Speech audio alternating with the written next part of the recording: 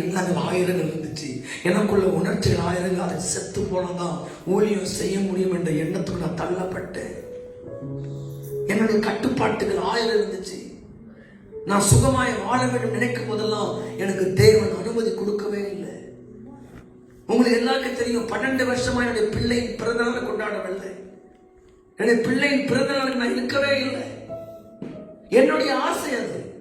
எனக்கு ஒரே ஒரு பொண்ணுப்பா, 3 வருஷத்துக்கு அப்புறம் ஒரு பொண்ணு, செல்ல பிள்ளை. அப்ப போய் என் பொண்ணை பார்த்து சொல்ல, 10 ஆம்பளை பிள்ளைக்கு சமமா நீங்க. ஒரு நாளும் ஒரு வருஷமும் என் பிள்ளையோட நான் கொண்டாடவில்லை தேவனுக்காக. ஆனா கஷ்டம். ஐயோ நான் அப்படியே ஆகிடணும் ஆசை இருந்துச்சு. ஆனா அதை சாகடிக்கணுமே, அதை சாகடிக்கணுமே. இதுதான் ஊழியம். தேவ திட்டத்தை நிறைவேற்றுவதற்கு கொண்டாட்டம் அல்ல. உன் கொண்டாட்டம் திண்டாட்டமாய் மாறினால் கூட தேவ திட்டத்தை நிறைவேற்றுவதற்கு உன்னை முன் தள்ளிக்கொண்டே.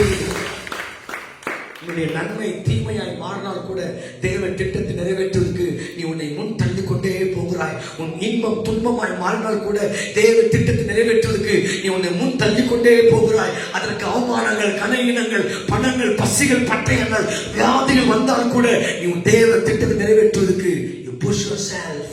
You push yourself. You don't deny. You don't give excuses. நீ காரணம் சொல்ல மாட்ட. நீ உன்னை தள்ளிக்கொண்டே போகிறாய்.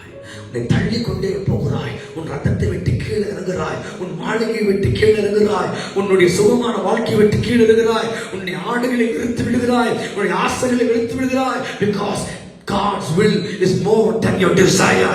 God's will more than your money. God's will more than your power. God's will is more than your ministry. தேவ திட்டம் ஊழியத்தை விட மேன்மையானது. தேவ திட்டம் செய்யாத ஊழியம் இல்லையா? இன்னைக்கு ஊழியெல்லாம் பயங்கரமா கலர்ஃபுல்லா போகுது. இங்கிருந்து 10, அங்கிருந்து 10, இங்கிருந்து 10.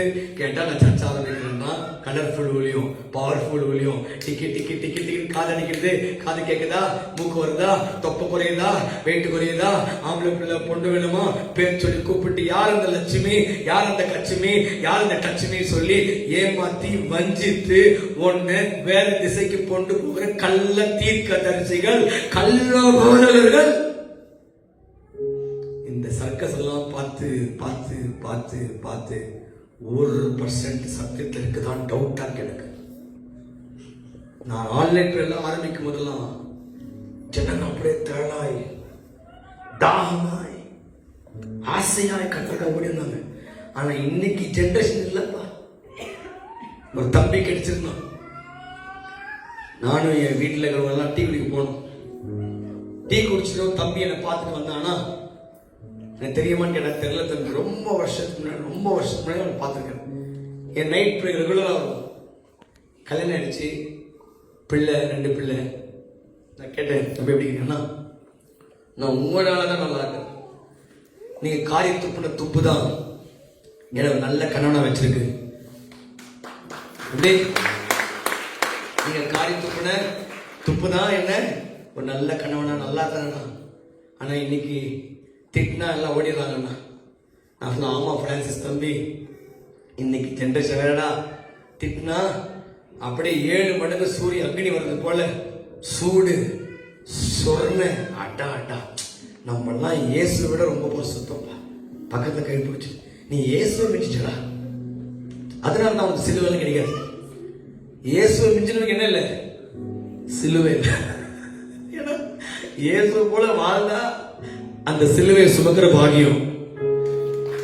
இயேசு போல வாழ நீ சிலுவை சுமக்க மாட்ட. கீழே இருக்கிட்டு உலகத்தின் பாரத்தை சுமந்து போவ. சூடு சொர்ண கர்த்தருக்கு வாழணும்னா என்ன இருக்கக்கூடாது, சூடு சொர்ண இந்த ரோசம் ஏத்துமே கூடாது.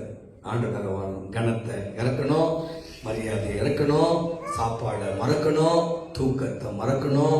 பிள்ளை அப்பதான் அவன் ஊழியர் போகும்போது நெஞ்ச கல்லாக்கிட்டு போயிடும். அப்பதான் மனைவி என்னங்கன்னு வருவான், வாங்கி சொல்லிட்டு போயிட்டே இருக்கணும்.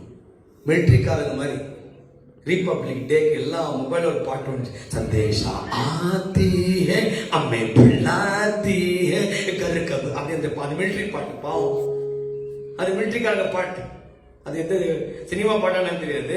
ஆனா மிலிட்டரிக்காரங்களுக்காக அந்த பாட்டு ஒரு பையன் பாடலாம், அழுதுட்டே மிலிட்டரிக்கார வாழ்க்கை பாருங்க. டாட்டா சொல்லிடுறான், கல்யாணம் ஆனவன் மொத்தம் போயிடுறான், என்கேஜ்மெண்ட் ஆகுது, கல்யாணத்துக்கு வரும்போது பணமா வரும். நம்ம வாழ்க்கையில தேவனுக்காக வாழும்போது உணர்ச்சி, கவர்ச்சி எல்லாத்துக்கும் செத்து போனாதான் தேவ திட்டத்தை நிறைவேற்ற முடியும். அவன் திட்டினா இவன் திட்டினா, சாப்பாடு இல்லை, சாப்பாடு இல்லைன்னா கூட தேவ திட்டம், தூங்கலன்னா கூட இல்லைங்க, காசு இல்லைன்னா கூட, மரியாதை கிடைக்கலன்னா கூட, சூடு சொன்ன இல்லாம ஒரு விஷயத்தை செய்ய முடியுமானால் அது தேவ திட்டம் மட்டும்தான். காசு இல்லாம ஒரு விஷயத்தை செய்ய முடியுமானால் தேவ திட்டம் மட்டும்தான். மைக் இல்லாம ஒரு விஷயத்தை செய்ய முடியுமானால் பேதுரு போற அப்பா என்கிட்ட தங்க இல்லை.